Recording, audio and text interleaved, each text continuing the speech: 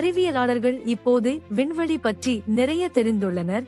அது இனி அந்த அளவு மர்மமல்ல. அவர்கள் கருந்துளைகளின் உண்மையான படங்களையும் பிடித்துள்ளனர். மனிதர்கள் உருவாக்கிய ரோவர்கள் செவ்வாய் கோளில் தரையிறங்கியுள்ளன. ஒரு ஹெலிகாப்டர் கூட செவ்வாய் மேற்பரப்பில் வெற்றிகரமாக பறந்து தரையிறங்கியுள்ளது. மக்கள் சந்திரனில் கால் வைத்து பாதுகாப்பாக வீடு திரும்பியுள்ளனர். இப்போது ஆண்டின் ஒவ்வொரு மாதத்திலும் யாரோ ஒருவர் விண்வெளியில் உள்ளார். ஒரு காலத்தில் மிக பெரும் மர்மமாக கருதப்பட்ட இடம் இப்போது ஆராய்ச்சிக்கான மையமாக மாறியுள்ளது. ஆனால் இங்கே ஒரு திருப்பு உள்ளது. மிகப்பெரிய மர்மம் பூமியிலேயே இருக்கலாம். விண்வெளியில் நம்முடைய அனைத்து முன்னேற்றங்களையும் பொருட்படுத்தாமல் சமுத்திரங்கள் இன்னும் ஆழமாக ஆராயப்படவில்லை. உண்மையில் கடலின் 95% மேற்பட்ட பகுதி இன்னும் நமக்கு மர்மமாகவே உள்ளது. அதை பற்றி சிந்தியுங்கள். நமது கிரகத்தின் மிகப்பெரிய பகுதி இன்னும் முழுமையான மர்மமாகவே உள்ளது. அப்படியானால் கடலின் ஆராய்ச்சி விண்வெளியை விட கடினமா? ஆழக்கடலில் மூழ்குவதை விட விண்வெளி ஆராய்ச்சி எதற்கு எளிதாக உள்ளது? இன்றைய வண்டர் ஃபாக்ஸ் எபிசோடில் விண்வெளியுடன் ஒப்பிடும்போது எமது கடல்களின் 95% பகுதி இன்னும் முழுமையாக தெரியாதது எதற்கு என்பதை ஆராயப் போகிறோம். நாம் பூமியை 4 பகுதிகளாக பிரித்தால் அதில் ஒன்றில் மட்டும் நிலம், மலைகள், பள்ளத்தாக்குகள் மற்றும் நதிகள் இருக்கின்றன. மீதமுள்ள 3 அவை முற்றிலும் நீரால் மூடப்பட்டுள்ளன. கடல்கள் மற்றும் சமுத்திரங்கள் இந்த பரபரப்பான பகுதிக்கு ஆட்சி செய்கின்றன. இந்த ஆழமான நீல உலகில் இந்த கிரகத்தின் மிக குறைந்த புள்ளி மரியானா தோண்டல் உள்ளது. இந்த தோண்டல் சுமார் 13 கிலோமீட்டர் ஆழமாக எக்ஸ்டென்ஸ். இதுவரை ஒரே ஒருவர் அந்த ஆழத்தை அடைந்துள்ளார். இதற்கிடையில் பலர் ஏற்கனவே விண்வெளிக்கு பயணம் செய்துவிட்டனர். ஏன்? கடலின் ஆழத்தில் மூழ்குவது சில தீவிர சவால்களை கொண்டுள்ளது.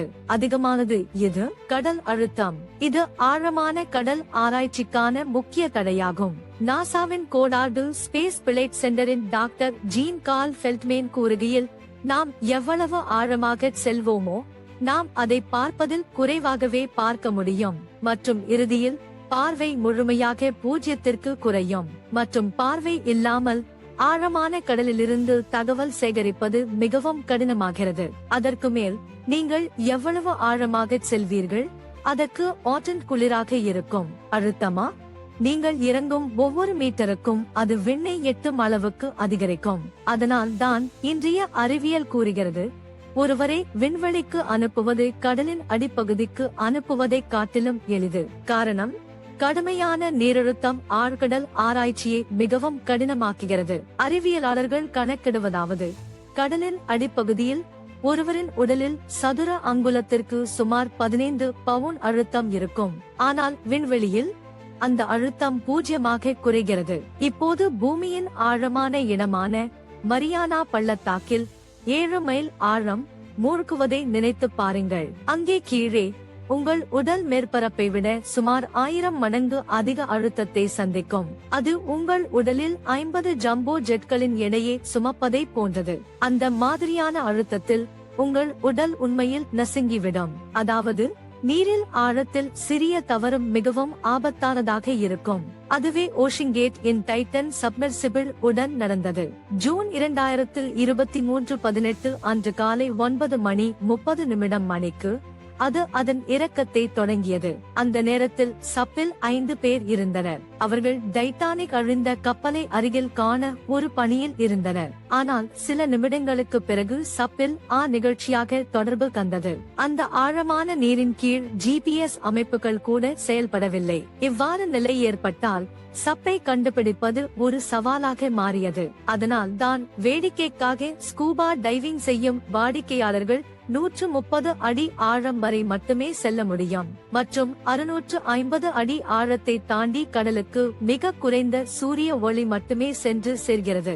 1973 அந்த பணியாளர் சுமார் 1575 அடி ஆழம் அடைந்தார். நாம் சுமார் 2600 அடி ஆழத்திற்கு சென்றால் நாங்கள் பெரிய கடல் உயிரினங்களால் நிரம்பிய பகுதியை அடைகிறோம். உயிரினங்கள் மிகவும் வித்தியாசமாக இருக்கின்றன. அவை உண்மையில் பரலோக வாழ்வினர்கள் போல் தோற்றமளிக்கின்றன. பின்னர் 3000 அடி ஆழத்தில் நாம் மிட்நைட் சோன் என்று அழைக்கப்படும் பகுதியை அடைகிறோம். இது ஒரு இடம், அங்கு வெண்கல பரப்பை ஒளி எட்ட முடியாது. இங்கு முழுமையான இருட்டு ஆட்சி செய்கிறது. மேலும் நீங்கள் எவ்வளவு ஆழமாக மூழ்கினால் அதிர்ஷ்டமின்றி குளிராகும். அங்கு நீரின் வெப்பநிலை வெறும் 4 டிகிரி செல்சியஸ் வரை குறைகிறது. 12,500 அடி ஆழத்திற்கு மூழ்கினால் நீங்கள் டைட்டானிக் நஷ்டமான இடத்தை அடைவீர்கள். அந்த பயணம் எவ்வளவு பயங்கரமாக இருந்திருக்கும் என்று வெறும் கற்பனை செய்யுங்கள். நீரின் ஆழம் அதிகரிக்கும் போது அழுத்தம் மிகவும் அதிகரிக்கும். டைட்டானிக் சிதைவு பகுதியில் அழுத்தம் சுமார் 6000 சாய். அது மேற்பரப்பை விட 400 மடங்கு அதிகம். அந்த நேரத்தில் அந்த நீர்மூழ்கி கப்பலின் மீது ஐஃபெல் கோபுரத்தின் எடைக்கு சமமான அழுத்தம் இருந்தது.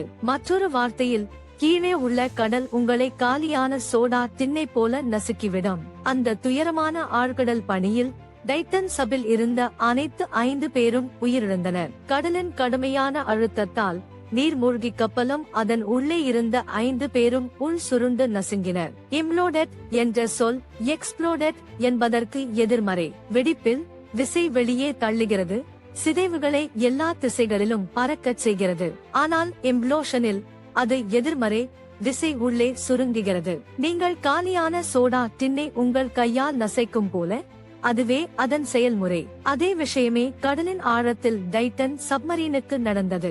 ஆனால் இது எந்த ஒரு வெடிப்பும் அல்ல, இது ஒரு பரிதாபகரமான ஒசெக்கோலாப்ஸ். ஒரு மில்லி வினாடியில் முழு கட்டமைப்பையும் அழித்துவிட்டது. போர்டில் இருந்த 5 பேருக்கும் என்ன தாக்கியது என்பதை தெரிந்து கொள்ளவில்லை. இது மிகவும் திடீரென நிகழ்ந்த மரணம். கண் துளியிலேயே எல்லாம் போய்விட்டது. ஒரு வகை மரணம் கனவு கூட காணாதது. இது கடல் ஆழங்கள் எவ்வளவு அபாயகரமாக இருக்கலாம் என்பதை காட்டுகிறது. மற்றும் ஏன் ஆழக்கடல் ஆராய்ச்சி மிகவும் கடினம் என்பதை. இவ்வாறான கடுமையான சூழல்களில் எந்த ஆழக்கடல் பணியும் முன்னெடுக்க நவீன தொழில்நுட்பமும் பெரிய பட்ஜெட் தேவையாகும். கடல் ஆராய்ச்சிக்கு ஆய்வு கப்பல்கள் மற்றும் சப்மர்சிபிள்கள் போன்ற மிகவும் விலையான உபகரணங்கள் தேவை. இந்த பணிகள் மிகவும் செலவானவை. உங்களுக்கு ஒரு கருத்தை தர, ஒரு ஆய்வு கப்பலை கடல் ஆராய்ச்சிக்காக ஓட்டுவதற்கான செலவு ஒரு நாளைக்கு $50,000 வரை இருக்கலாம். கடல் பணிகள் மேற்கொள்ள மிகவும் பெரிய சவால்களில் ஒன்று நிதியுதவி ஆகும். பல அரசு மற்றும் தனியார் நிறுவனங்கள் விண்வெளி ஆராய்ச்சிக்கு நிதியுதவி செய்ய விரும்புகின்றன. கடல் பணிகள் குறித்து பேசும்போது அவர்களுக்கு பெரும்பாலும் எந்த நிதியுதவும் கிடையாது. ஏனோயே தேசிய கடல் மற்றும் வானிலை நிர்வாகத்தின் சுருக்கம் நாசா போல். ஆனால் கடல் கண்டுபிடிப்புக்காக. ஆனால் அவர்களின் பட்ஜெட் மிகவும் குறைவாக உள்ளது. பெரும்பாலான மக்கள் அவர்களை பற்றியும் கேள்விப்பட்டிருக்க மாட்டார்கள். நாசாவுடன் ஒப்பிடும்போது ஏனோயே பட்ஜெட் கடலில் ஒரு துளை மட்டுமே. கடல் ஆராய்ச்சி மிகவும் கடுமையானது. சில இடங்கள் செல்ல கடினம், போலார் பிரதேசங்கள் போன்றவை. அங்கு பனி மறைவு மற்றும் மோசமான வானிலை ஆழமான கடல் ஆய்வை மிகவும் சவாலானதாக மாற்றுகின்றன. இந்த பகுதிகளில் ஆராய்ச்சி முயற்சிக்க நீங்கள் ஆர்பி போலஸ்டர்ன் போன்ற ஐஸ்பிரேக்கர் கப்பல்கள் கொண்ட படையெடுப்பு தேவை. ஆனால் உலகளாவிய அளவில் இந்த ஐஸ்பிரேக்கர்கள் மிகவும் குறைவாக மட்டுமே கிடைக்கின்றன. சமுத்திரத்தின் ஆழம் மட்டுமல்ல பிரச்சனையை உருவாக்குவது, அதன் பெரும் பருமனும் பெரிய சவால்களை உருவாக்குகிறது.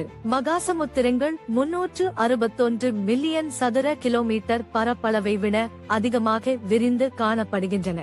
அதாவது முழுமையாக ஆராய்வதற்கு முடிவில்லா நேரமும் மிகுந்த செலவும் ஆகும். நவீன தொழில்நுட்பம் இருந்தாலும் கடலின் முழுமையான வரைபடத்தை உருவாக்க பல தசாப்தங்கள் ஆகும். அதற்கு மேல் அரசியல் கட்டுப்பாடுகள் ஆழ்கடல் ஆராய்ச்சியை இன்னும் கடினமாக்குகின்றன. கடலை பற்றிய மிகவும் சிக்கலான சர்வதேச சட்டங்கள் உள்ளன. மிக முக்கியமானவற்றில் ஒன்று கடல் சட்டம் குறித்த ஐக்கிய நாடுகள் மாநாடு அல்லது அன்க்ளோஸ் ஆகும். இது அடிக்கடி ஆராய்ச்சிக்கு இடையூறு செய்கிறது. பிராந்திய நீர் மற்றும் சிறப்பு பொருளாதார மண்டலங்களை பற்றிய தகராறுகள் கூட்டு ஆராய்ச்சி மற்றும் பாதுகாப்பு பணிகளுக்கு பெரிய பிரச்சனைகளை ஏற்படுத்துகின்றன. இதற்கு ஒரு முக்கிய உதாரணம் தென் சீன கடல். அங்கு மோதல்கள் கடல் ஆராய்ச்சி மற்றும் பாதுகாப்பை மிகவும் கடினமாக்கியுள்ளது. சுற்றுச்சூழல் கவலைகள் ஆழ்கடல் ஆராய்ச்சியையும் ஆபத்தான பகுதியாக்குகின்றன. இந்த பணிகள் நெருக்கமான கடல் சூழலுக்கு தீங்கு செய்யலாம். எனவே இத்தகைய செயல்பாடுகள் மிகுந்த கவனத்துடன் மேற்கொள்ளப்பட வேண்டும். ஆனால் அந்த கூடுதல் கவனம் பணியின் வேகத்தை மெதுவாக்குகிறது மற்றும் மெதுவான பணிகள் செலவை கூடுகிறது.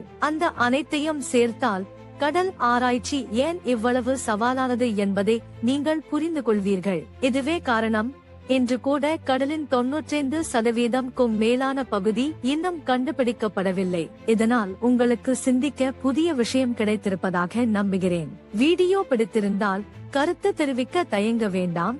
உங்கள் எண்ணங்களை கேட்க ஆசைப்படுகிறோம். இது உங்களுக்கு பிடித்திருந்தால் லைக் பொத்தானை அழுத்த மறக்காதீர்கள். நீங்களும் சந்தா செய்யலாம் மற்றும் மணி ஐகான் தட்டலாம்.